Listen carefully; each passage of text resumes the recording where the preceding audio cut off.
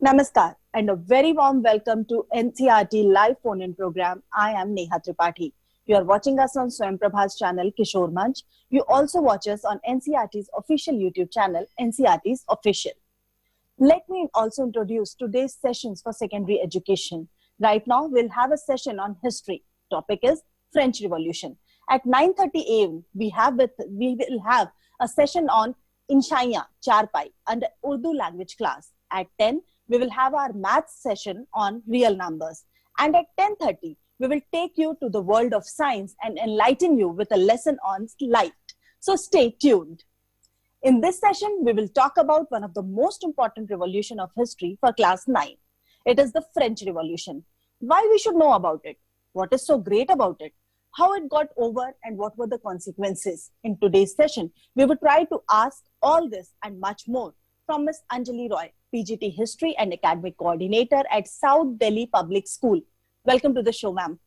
Thank you very much. Good morning, learners. Today we learn the first chapter of French Revolution in class 9th book. Now, since this chapter is very vast, we will do it in parts. So today we take up the first part. Yeah, now, you can take up, ma'am. I'll just take a few seconds to inform our viewers that they have any query related to this topic. You can straight away ask to us through our toll-free numbers, which are 1800111265 and 1800112199. You can even send your queries on our official YouTube channel, NCERT Official, and you can mail us your queries, feedback, suggestions, everything on ciet.kishoremanch@gmail.com. So let's begin this session, and you can keep asking your questions and queries. We'll answer them in the meanwhile as well. So, ma'am, how do you plan to explain the chapter to the students? So first, I will explain the importance, because the French Revolution marks the beginning of a new era of humanity. It began on 14th July 1789, which brought a major change in the course of modern history. It ultimately led to the decline of monarchies in the world and replaced them with republics and liberal democracies. Modern history. The message of liberty, equality, and fraternity was given to the world by the French Revolution. It also gave the concept of democratic politics to most of the countries in the world, along with the true meaning of nationalism. So I begin the session by the outbreak of the revolution. So first, I would like to show you the slide which shows the storming of the Bastille. Okay. Now, in front of you is the image of the storming of the Bastille. Now, there was a rumor which was there in the city of Paris that the army is going to open fire upon the citizens. This is because the king had called the army. And that is why about 7,000 men and women gathered in front of the town hall and decided to form a people's militia. They broke into a number of government buildings to get arms. So they were searching for arms. Now, finally, the agitated crowd in Paris stormed and destroyed the Bastille prison on 14th July 1789. They wanted to look into ammunition. They thought that by taking ammunition, they will be able to take control of the government. Now, this storming of Bastille was one of the most iconic events. Why? Because Bastille stood for the despotic power of the king. And this was because there was in Bastille only that all the dissenters of the king were sent. So you find that after several hours of struggle, the prison fell and it was demolished. Now you can gauge how important and how hated this was, because the stone pieces were also sold in the market. With this, the beginning of the French Revolution began. The days that followed saw more rioting in Paris and also in the countryside, where the people, what are they doing? They are protesting against the high price of bread. And now there are a lot of rumors also floating. So there is a rumor that the king is sending its army to destroy the crops. They become very fearful. So the peasants in several districts seized hoes and pitchforks and attacked chateaus as part of this great agrarian insurrection, which is known as the Great Fear. Now, in this, all the hoarded grains were looted and documents related to the manorial estate were burnt. The result was that the nobles fled from their homes and many of them migrated to neighboring countries. Now, okay, because you are explaining this particular thing, there is one thing that I also need to understand, that what led to this revolution actually? Now, this is a very important question because the chapter begins with the outbreak, and then we need to understand that any historical event of a magnitude like this cannot happen in just once suddenly. It has to have a lot of causes. Now, to understand this, we have to study the social and economic conditions of the 18th century France. These were changed by the French Revolution, so it no longer exists. But the French society in late 18th century was divided into 3 estates. The first estate was that of the church. Now, the church not only was rich, it also charged taxes from the peasants. It also had their own lands also. The second estate was formed by the nobles. The nobles were central to the system because they were the owners of vast tracts of land. And they also took taxes from the peasants. Now, the first 2 estates, they did not have to pay any taxes. So the society was based on inequality, where the first 2 estates had all the privileges and nothing much was left for the third estate. Above this was the king. So let us now try and understand what was the third estate. It comprised of the serfs and the peasants. Now, the serfs were the ones who stayed with the nobles in the manor house, and they could not even leave the manor house. The peasants, the vast majority. In fact, if we see the French society of this time, not only the countryside and the cities, you find that the third estate consisted of big businessmen also, small merchants, beggars. So it comprised of 90% of the population of France. Okay. So you find that the peasants, very few of them owned land, and that too small parts of land. And they were very, very poor. In addition to the taxes, they were made to work free of cost, for no labor charges were given to them, and these formed part of the feudal dues. Now, after considering the social aspect, let us come to the economic aspect. Now, when Louis XVI ascended to the throne of France, he found that there was no treasury. The treasury was empty due to the long periods of war. Plus, he decided to take part in the American War of Independence. This led to further drain of the treasury. Now, how to come up with this? So he decided to raise taxes. Now, he decided to raise taxes, but the major problem was that there was a subsistence crisis. Now, the subsistence crisis came about. Why? Because the population of France had increased, which led to a demand for more food grains. Side by side, there was less production of food grains, due to which the price of bread, which was the staple diet of the majority of people, went up. In that situation, the basic needs of the people of France were endangered. Okay. These are the 3 states. There is one question from one of our viewer as well. If you can repeat for them, that what was the date of storming of Bastille actually? 14th July, 1789.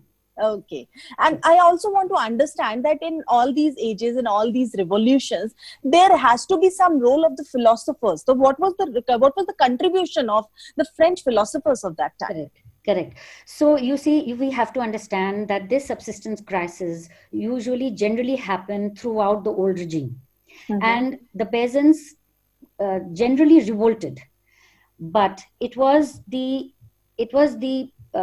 philosophers who actually made a major contribution by helping to shape the revolutionary ideology and plan. Now, to see their contribution, let us understand. Now, I'm taking up Montesquieu. Now, Montesquieu claimed that a liberal constitutional monarchy was the best system of government. He also suggested division of power between legislative, executive, and judiciary, which provided a permanent check on any one of them being despotic. The second philosopher is Voltaire. He advocated the separation of church and state and also the freedom of religion. The next Okay. is Rousseau. He propounded the social contract theory. Now, Rousseau was, in his social contract theory, suggested that a government is based on social contract between the people and their representatives. This led to the concept of a representative government later on. But let us see the slides to understand better. Now, if you see the Yes. slide, you can see that that I have made a caricature. Now, this is the old man with the plow and the shovel. It depicts the third estate. And you Okay. can see the first estate, the second estate on top of it. So the entire burden of the French economy was on the third estate. Now, in this scenario, Mhm. the king decided to call a meeting of the Estates General. This happened on 5th May 1789. Now, if you recollect, I had said that the outbreak started in July. Now, in May, what happened? There is a subsistence crisis. Change. People do not have bread, and you find that the king decides to call for a meeting of the Estates General. The agenda was what? The agenda was to raise taxes. Now, on the one end, you have the entire population which does not have bread also to eat, and on the other spectrum, the king wants to raise taxes. Now, if you see this slide, in this slide, you can see that all the standing members are the members of the third estate. Now, these members were relatively they had money. So they were numbering around 600, and they considered themselves to be the representatives of the third estate. The vast majority who were extremely poor, they were not allowed to be a part of this meeting. So when the king tried to raise taxes, the members of the third estate demanded that each member should be given one vote each, whereas the entire third estate had only one vote. When the king rejected, the members of the third estate walked out. Okay. Yes. That's quite interesting, because all these historical events we actually don't know much in detail, but you are explaining all this in very much detail. Can you also explain what is the importance of this whole thing, this document? So this document will come once I explain about the tennis court oath. Yes, of course. Let me Please just go ahead. do this. Now, the National Assembly, they assembled in the hall of an indoor tennis court in the grounds of Versailles, and they swore that they will not separate until they had given France a constitution. Okay. Now, faced with his revolting subjects, Louis XVI finally accorded recognition of the National Assembly and accepted the principle that in future his powers would be checked by the Constitution. Now, most importantly, tithes were abolished and lands owned by the church were confiscated. And the drafting of the Constitution of 1791 basically aimed to limit the power of the king, not to remove him or something. So the power of the monarch was divided, and it was given to the legislature, executive, and the judiciary. The only important thing which we have to understand this is that even though the right to vote was given, all the citizens were not given the right to vote. Only men above 25 years of age who paid taxes equal to at least 3 days of a laborer's wage were given the status of active citizens, which means that the active citizens had the right to vote, and the passive citizens, which means the remaining men who could not contribute too much to the economy, they were, and also the women, they were classed as passive citizens. So, but they also got the right to be electors, so which means that they could qualify as an elector and then as a member of the assembly. Now, let me show you this document, which Nehaji you were talking about. This is the document Because which was written. we spoke about this particular document and the importance of it. I Yes. really was matlab, waiting to know how this document was, framed and what is its importance. Yes. So the Declaration of the Rights of Man and Citizens was taken out. Please note that the word woman is not included. This is Mm-hmm. despite the fact that women played a major role in the French Revolution. In fact, the bread riots were led by the women. But I'm going to talk about the contribution of women in my next episode. So let's come back to the Declaration of the Rights of Man and Citizens. So according to this, it was declared that men are born and they remain free and equal in rights. Rights of man, that is liberty, property, security, and resistance to oppression was given. The right to speak and express, because there was great censorship during the old regime. Then equal tax for all. Now this is very important because earlier only the third estate paid the taxes. The first two estates did not have to pay the taxes. So they get the right to equal tax, they get the right to speak and express, they also get the right to property. However, now the vast majority of the population, they were convinced that in spite of limiting the power of the king, in spite of this declaration, the revolution had to be carried further, as the political rights were given only to the richer sections of the society. So you find that this is the time period when the working class starts talking about and forming the clubs. Mm-hmm. So, the question comes, was the French Revolution over? So Okay. I say no, the French Revolution does not get over. Mm-hmm. Why? Because the rights of the man was given to only the active citizens. The passive citizens, the vast majority of the citizens, were still no longer there. Okay. Now, before I tell this event, I want to explain that what were the reasons that France attempted, which turned it into a republic. So even though King Louis XVI had signed the Constitution of 1791 and accepted to become a constitutional head, he did not give up his old ways, and he secretly negotiated with the Prussian king to help him defeat the revolutionary forces. So this resulted in armed intervention in the neighboring countries also, because the neighboring monarchs also were fearful. They did not want that the revolution should reach them. So, but before this could happen, the newly formed National Assembly voted to declare war on Prussia and Austria. Now, once the people came to know about the king's secret alliance with Prussia, his image among the French people took a further beating. They demanded for the king's removal and establishment of a republic. Thousands of volunteers joined the Revolutionary War. They saw this war as a struggle against the monarchy, and also they saw that they needed to get more rights. But this was not because there were a lot of results. There was huge hardship faced by the people during the Revolutionary War. And thus the people said that they had to do something.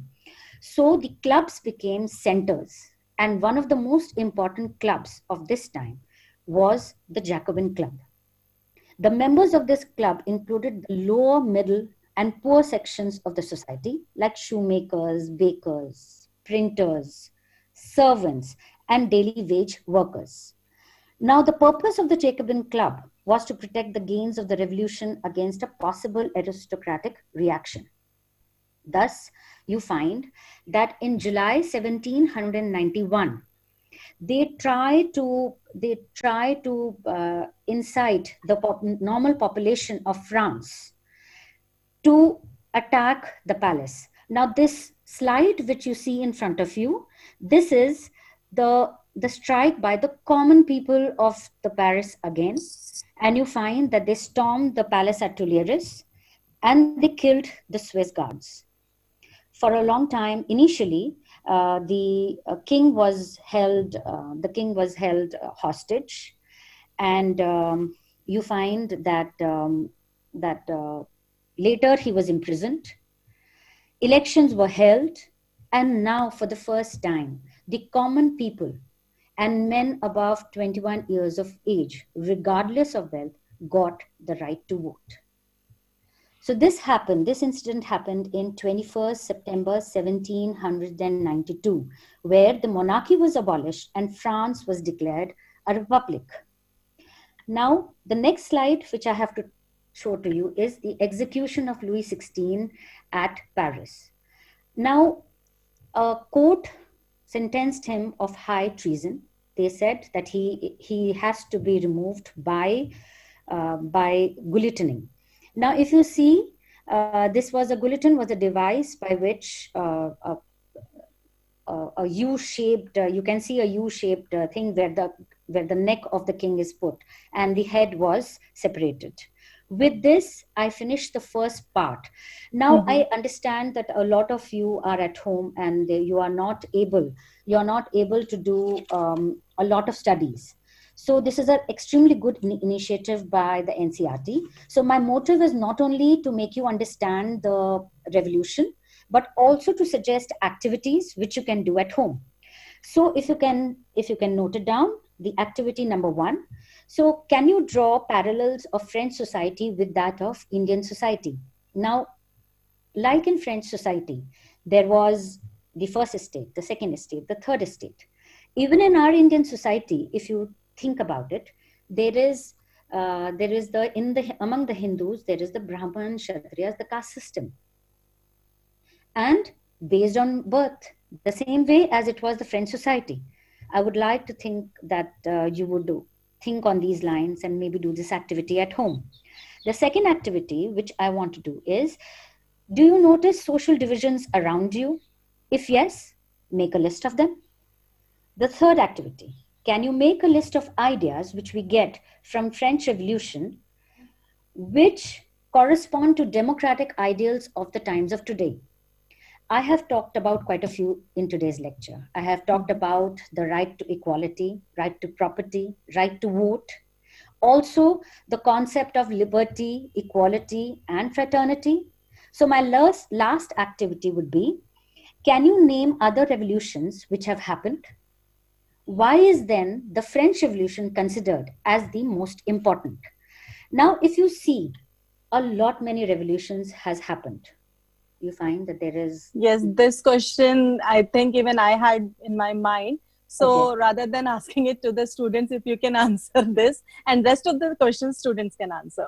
All right. So I would be happy to emulate. Now, there was the Glorious Revolution, which happened in 1689. By this, England had turned into a constitutional monarchy.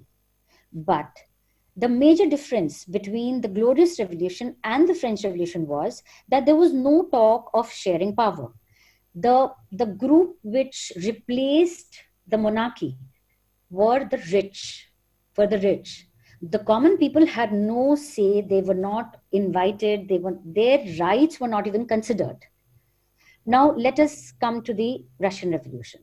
Now, the Russian Revolution did end the constitutional monarchy and also the monarchical system. But the system is very different. It was socialism. So it did talk about a very beautiful ideology that everybody should be equal before the law. But society, as we have seen, and now as we see in the present day scenario also, we see that socialism has not succeeded. Because there will always be the haves and the have-nots. There will always be the rich and the poor. Some people who work more. And in the context of the students, some students who study more. They study more, they do well, they go on to establish themselves. So they obviously have a better position in society rather than the people who do not study. So you see, the studies are important. I'm trying to link it with the studies so that I encourage you to study also. Now, if you see the American Revolution also, the American Revolution does talk about a very, very beautiful concept about a representative democracy. But we must not forget that the American Constitution borrowed heavily from the French Constitution. So it is the French philosophers. In fact, if you see, even in the Indian context, when the national movement began, our Indian national movement leaders also, they took inspiration from the French Revolution. They saw how beautifully the French society changed, how the concept of nationalism came about, because it's the French who said that the concept of nationalism, that nation is important. Whereas in India, there was no concept of nationalism. That is why you find that the British were able to conquer. Now, if we see the major things which also did was that the concept of la citoyen, which means the citizens of France. Now, the citizens of France was a new concept. They said that the citizens were equal. They had equal, and this was the Jacobins, who started wearing a specific uniform, and they said that that we are equal in all respects. We want to remove all the inequalities in the society.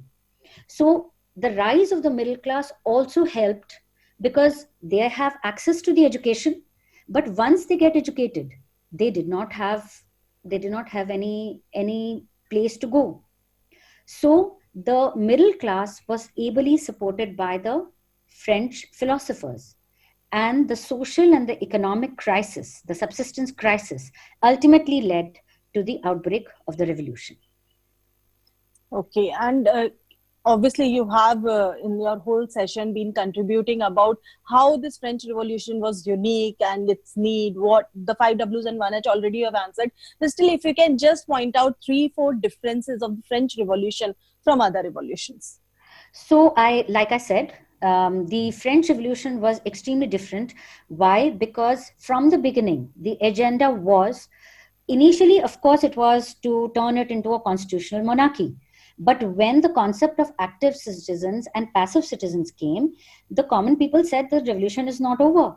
We have to remove monarchy. We have to bring about equality. We have to give the right to vote to all citizens. However, you find that the women sadly were left out in this. And it is more sad because they are the ones who were leading the revolt. Mm-hmm. So to sum up, let me just sum it up. Yeah. The outbreak started with the storming of the Bastille. Mm-hmm. But before that, there was a subsistence crisis, an acute economic crisis, not only in the countryside, in the cities, but also, if you see the king's point of view, where the treasury is empty. So, because it collided, the Louis XVI's plan to introduce taxes, more taxes, came at a bad time, because France was going through a subsistence crisis. Now, because of the subsistence crisis, you find that the people revolted. And while the people are busy, making a constitution, drafting of the constitution, the entire countryside, the cities, it is in a state of turmoil. So you find that all these events led to the success of the French Revolution. Great. So we have a couple of more lessons on French Revolution in future with ma'am. Thank you so much for joining us for today. Thank you very much. Thank you for having me. Thank you. Yeah, that's all for this session. But after a break, after a couple of minutes, we'll be back with your Urdu class on Inshaiya, Charpai. Tab tak ke liye, namaskar.